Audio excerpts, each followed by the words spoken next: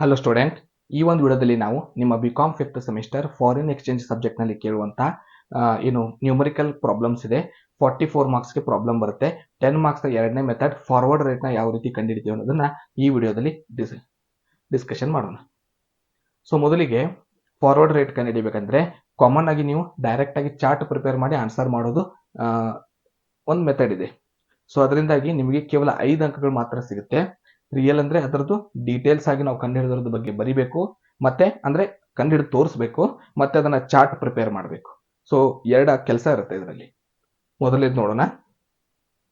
Question ಅಲ್ಲಿ ಏನೇನು ಕೊಟ್ಟಿದ್ದಾರೆ. Ascertain the forward rate for the following ಅಂತ ಕೊಟ್ಟು ಕರೆನ್ಸಿ ಹೆಸರು ಕೊಟ್ಟಿದ್ದಾರೆ. ಒಂದನೇದು ಡಾಲರ್ ಟು ರುಪೀಸ್ ಇದೆ, ಎರಡನೇದು ಪೌಂಡ್ ಟು ಡಾಲರ್ ಇದೆ, ಮೂರನೇದು ಯೂರೋ ಟು ಪೌಂಡ್ ಇದೆ. ಅದರ ಸ್ಪಾಟ್ ರೇಟ್ಗಳನ್ನ ಕೊಟ್ಟಿರ್ತಾರೆ. 30 ಡೇಸ್ಗೆ, 60 ಡೇಸ್ಗೆ, 90 ಡೇಸ್ಗೆ ಫಾರ್ವರ್ಡ್ ರೇಟ್ ಎಷ್ಟಾಗುತ್ತೆ ಬದಲಾವಣೆ ಪೈಸೆಯಲ್ಲಿ ಇರುತ್ತೆ. ಇದು ಪೈಸೆ ವ್ಯಾಲ್ಯೂ. ಸೊ ಇದಿಷ್ಟು ಡೀಟೇಲ್ಸ್ನ ಅವ್ರು ಕೊಟ್ಟಿರ್ತಾರೆ. ಮೊದಲೇಕೆ ಏನು ಮಾಡಬೇಕು, ಮೊದಲೇ ಕರೆನ್ಸಿ ಹೆಸರು ಏನಿದೆ ನೋಡ್ಕೋಬೇಕು.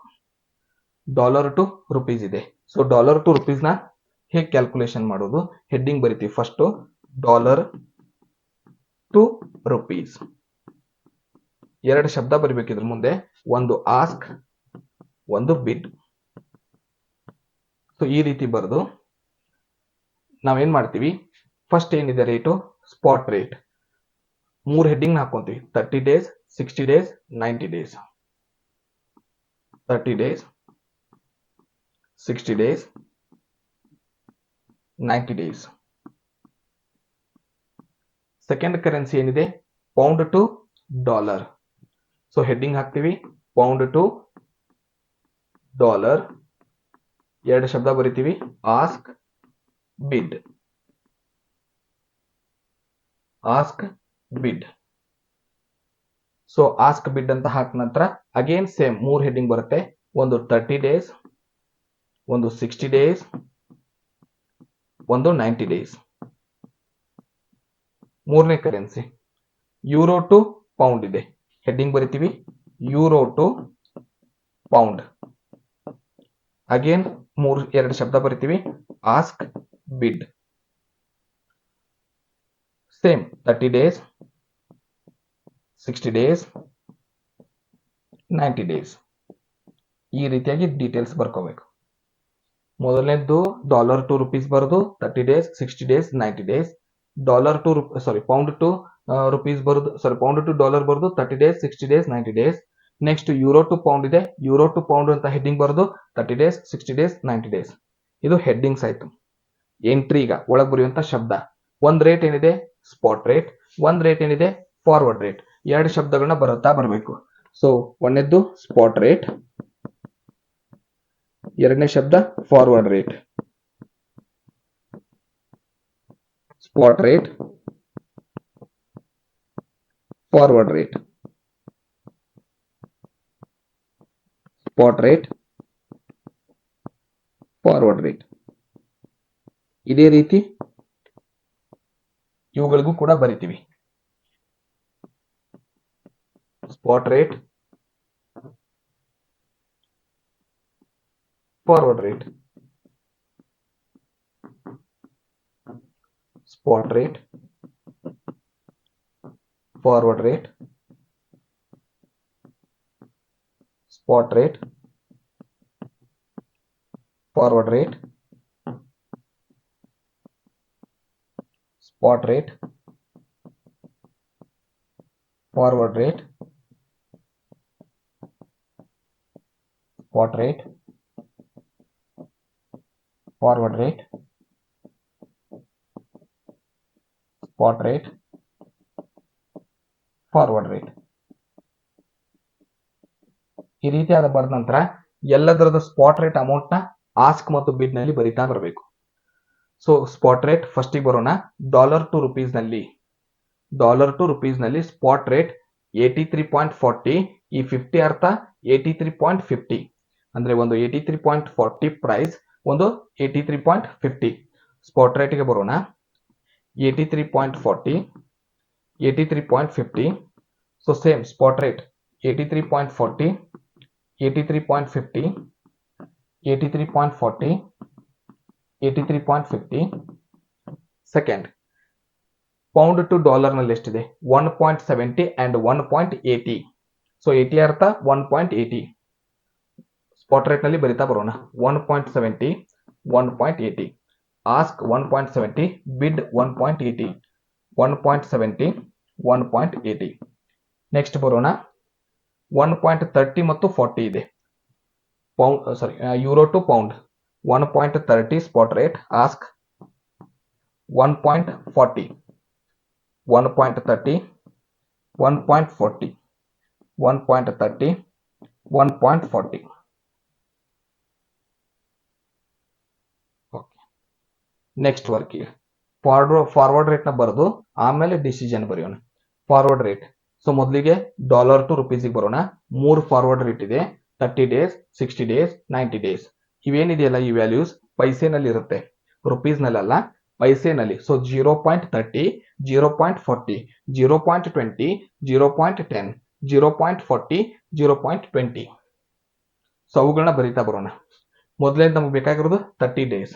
ಸೊ 30 ಡೇಸ್ ನಲ್ಲಿ ಫಾರ್ವರ್ಡ್ ರೇಟ್ 0.30, 0.40. ಸೆಕೆಂಡ್ ಬರೋಣ 60 ಡೇಸ್ 20 ಮತ್ತು 10 ಇದೆ. 0.20, 0.10. ನೆಕ್ಸ್ಟ್ ರೇಟ್ 40-20 ಇದೆ. 0.40, 0.20. ಇದಿಷ್ಟು ಒಂದೇದಾಯ್ತು dollar to rupees. Next pound to ಡಾಲರ್ಗೆ ಬರೋಣ. ಫಾರ್ವರ್ಡ್ ರೇಟ್ ಏನಿದೆ 20 ಪೈಸೆ ಮತ್ತು 30 ಪೈಸೆ 30 ಡೇಸ್ಗೆ. ಸೊ 0.20, 0.30. ನೆಕ್ಸ್ಟ್ ಎಷ್ಟಿದೆ 60 ಡೇಸ್ಗೆ 40-30, 0.40, 0.30. ನೆಕ್ಸ್ಟ್ 30-50 ಇದೆ. 0.30, 0.50. ಈಗ ಯೂರೋ ಟು ಪೌಂಡ್ಗೆ ಬರೋಣ, ಮೂರನೇ currency. So forward rate first ಏನಿದೆ 10 to 20 30 ಡೇಸ್ಗೆ 0.10, 0.20. 60-50 ಇದೆ. 0.60, 0.50. 30-40 ಇದೆ. 0.30, 0.40. ಸೊ ಇದಿಷ್ಟು ಬರ್ದಿ.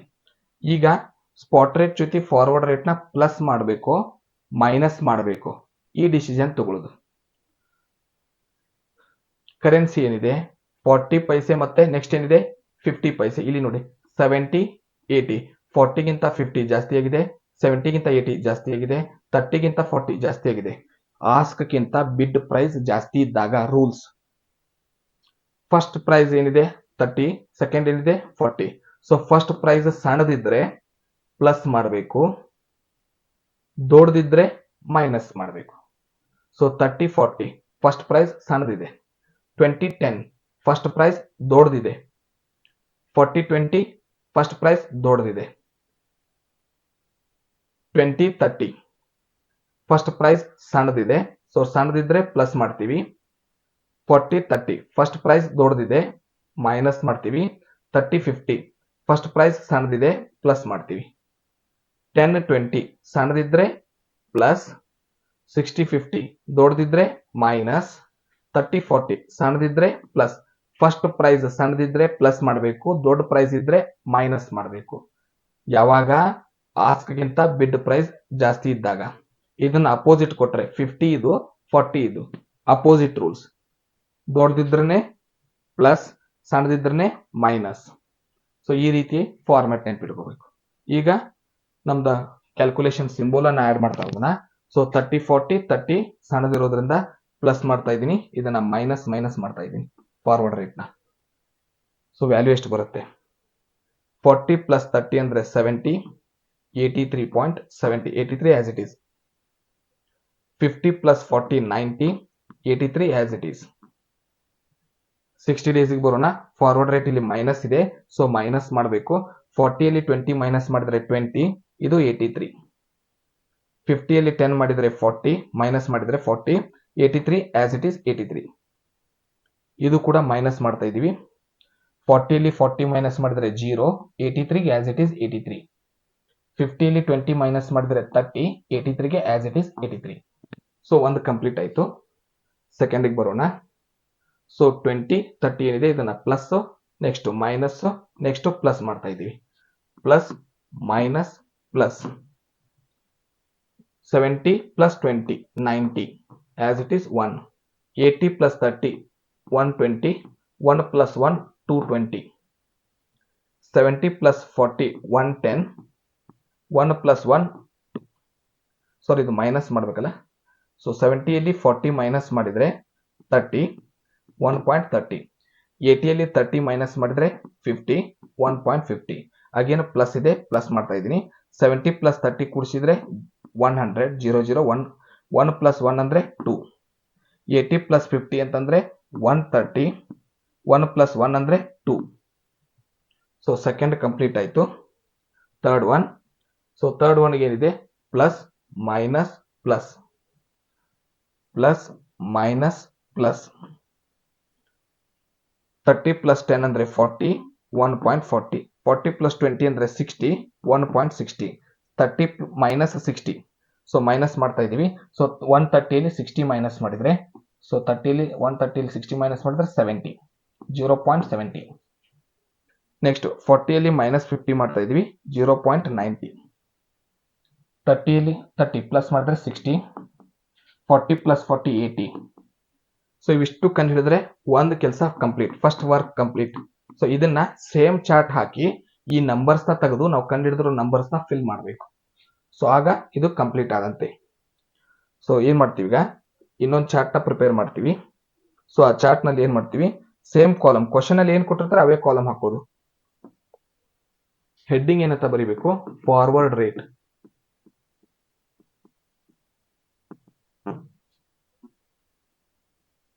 ಸೊ ಫಾರ್ವರ್ಡ್ ರೇಟ್ ಅಂತ ಬರೋದು, ಮೊದಲೇದ್ದು ಕರೆನ್ಸಿ ಹೆಸರು.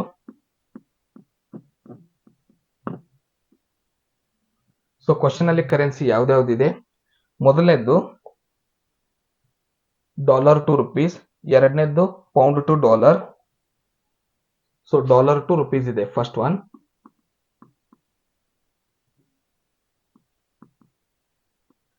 Second one pound to dollar ಇದೆ. ಮೂರನೇದ್ದು ಯೂರೋ ಟು ಪೌಂಡ್ ಇದೆ. ಸೊ ಈ ರೀತಿ ಕಾಲಮ್ ಹಾಕೋಬೇಕು. ನೆಕ್ಸ್ಟ್, ಸೊ ಕರೆನ್ಸಿ ಹೆಸರು ಬರೆದ್ವಿ. ಈ ಸ್ಪಾಟ್ ರೇಟ್ ನ as it is spot rate ನಲ್ಲಿ ಬರ್ಕೋಬೇಕು. 83.40 50 ಸ್ಪಾಟ್ ರೇಟ್ ಅಂತ ಬರೋದು 83.40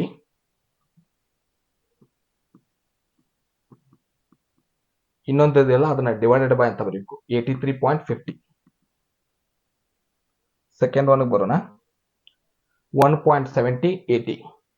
1.70 80. 1.70 divided by 1.80. Next spot rate 1.30 ಮತ್ತೆ 40 ಇದೆ. 1.30 ಮತ್ತೆ 1.40 ಇದೆ. ಈಗ ಫಾರ್ವರ್ಡ್ ರೇಟ್ಗೋಸ್ಕರ 30 ಡೇಸ್ 60 ಡೇಸ್ 90 ಡೇಸ್ ಕಾಲಮ್ನ ಪ್ರಿಪೇರ್ ಮಾಡಬೇಕು. 60 ಡೇಸ್ 30 ಡೇಸ್ 60 ಡೇಸ್ 90 ಡೇಸ್. ನಾವು ಕಂಡುಹಿಡಿದಿರುವಂತ ಆಸ್ಕ್ ಬಿಡ್ ರೇಟ್ ನ ಹಸ್ತಾ ಬರಬೇಕು. ಫಸ್ಟ್ನೇದ್ದು 30 ಡೇಸ್ಗೆ 83.70 ಇದೆ. ನೆಕ್ಸ್ಟ್ 83.90 ಇದೆ. 83.70 ಡಿವೈಡೆಡ್ ಬೈ 83.90. ಇದನ್ನ ಡಿವೈಡೆಡ್ ಬೈ ಮಾಡಿ ಆನ್ಸರ್ ಏನು ಕಂಡುಹಿಡಿಯೋದಿಲ್ಲ, ಬರೀ ಬರೆದಿಡಬೇಕಷ್ಟೇ. Second one 60 days 83.20 83.40. 83.20 83.40. 90 days 83.00 83.30.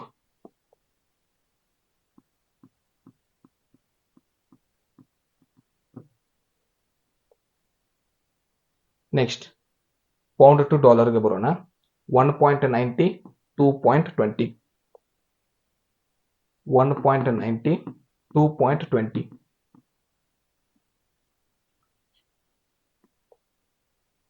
Next 1.30 1.50.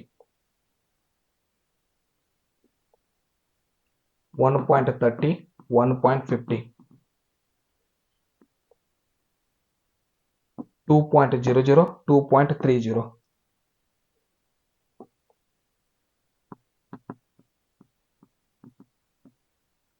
Next ಮೂರನೇ ಕರೆನ್ಸಿಗೆ ಬರೋಣ. Euro to pound 1.40, 1.60, 1.40, 1.60, 0.70, 0.90, 0.70, 0.90.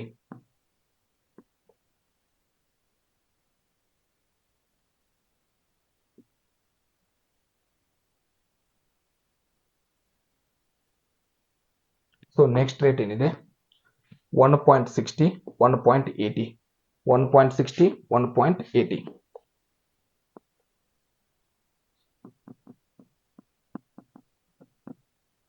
So forward rate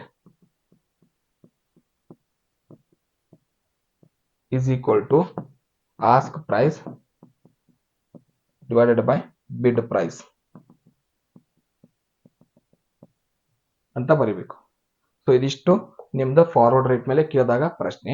so ಇದರಲ್ಲಿ ಏನ್ ಮಾಡಿದ್ದೀನಿ, ಫಸ್ಟ್ ನಂಬರ್ ಕಡಿಮೆ ಬಂದ್ರೆ ಪ್ಲಸ್ ಮಾಡಿದ್ದೀನಿ, ಫಸ್ಟ್ ನಂಬರ್ ದೊಡ್ಡದಿದ್ರೆ ಮೈನಸ್ ಮಾಡಿದ್ದೀನಿ. ಯಾವಾಗಿದು ಕೊಡುವಂತ ಸ್ಪಾಟ್ ರೇಟ್ ನ ಪ್ರೈಸ್ ಫಸ್ಟ್ ಒನ್ ಸಣ್ಣದಿರಬೇಕು, ದೊಡ್ಡ ನಂಬರ್ ಸೆಕೆಂಡ್ ಇರಬೇಕು. ಇದು ಅಪೋಸಿಟ್ ಇದ್ರೆ, ಇದೇ ದೊಡ್ಡದಿದ್ರೆ ಇಲ್ಲೂ ರೂಲ್ಸ್ ಅಪೋಸಿಟ್ ಆಗುತ್ತೆ. ಫಸ್ಟ್ ನಂಬರು ದೊಡ್ಡದಿದ್ರೆ ಅವಾಗ ಪ್ಲಸ್, ಸಣ್ಣದಿದ್ರೆ ಅವಾಗ ಮೈನಸ್. ಇವೆರಡು ಕಂಡೀಷನ್ ನ ಕರೆಕ್ಟ್ ಆಗಿ ನೀವು ನೋಡ್ಕೋಬೇಕು. ಸೊ ಈ ರೀತಿ ನಾವು 10 ಮಾರ್ಕ್ಸ್ ನ ಫಾರ್ವರ್ಡ್ ರೇಟ್ ಪ್ರಾಬ್ಲಮ್ ನ ಸಾಲ್ವ್ ಮಾಡ್ತೀವಿ. ಮುಂದಿನ ವಿಡಿಯೋದಲ್ಲಿ 10 ಮಾರ್ಕ್ಸ್ ಗೆ ಕೇಳುವಂತ ಕೇಸ್ ಸ್ಟಡಿಯೊಂದಿಗೆ ಸಿಗೋಣ. ಧನ್ಯವಾದಗಳು.